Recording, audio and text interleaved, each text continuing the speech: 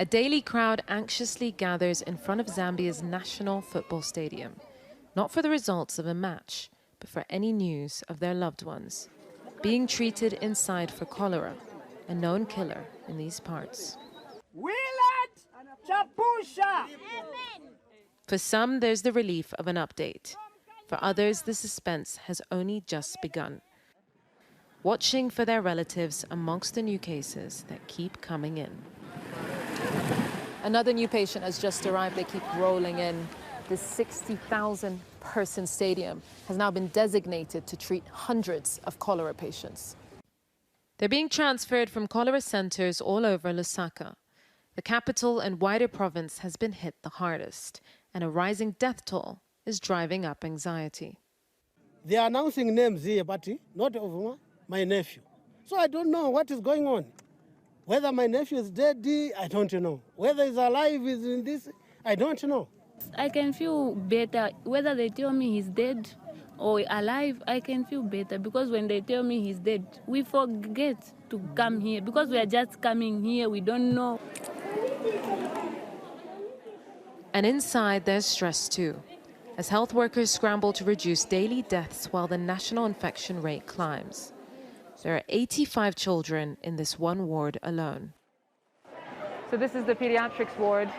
And unlike other wards, they're letting mothers and guardians in because there are very young children here, as young as 5 months old. At first, I was scared. And I said, there's nothing I can do. Because right there in the compound where we are staying, when we're telling people about hygiene, cholera is real, it seems like it's a joke. But when you come here, you see the reality. These are mothers like me, and I know, how it feels. And I just had to find a way to let them come in. Health Minister Sylvia Masebo spends much of her time with health workers at the stadium, and the rest of her time persuading residents of health measures. What do you tell them about funerals and burials? I've told them that they cannot participate in burying, and I've also told them that they cannot have funerals at their homes by bringing people. I've also told the general public not to attend funerals anymore, to avoid those funerals, especially if somebody has died from cholera, because, they are risking their life. And I think that in the beginning it was a bit difficult, but I can tell you that generally, I think the message is sinking. Morning starts on the lawns outside, as the news of death is delayed and devastating. Alice's sister has lost her life to cholera, and she's not alone. Mabel has just learnt his grandmother died too. For us, we are just waiting that she's going to be discharged. But unfortunately, we are told she passed away. She's being buried at a nearby gravesite. At 84, Tamara Lungu was the matriarch of this family, who will now have to mourn her without a funeral.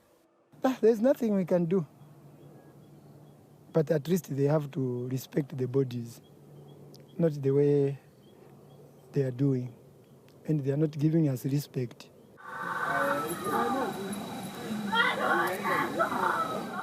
The pain is gut-wrenching and raw, never dulled, no matter how many cycles of this disease come and go. Yusra El Bagher, Sky News, Lusaka.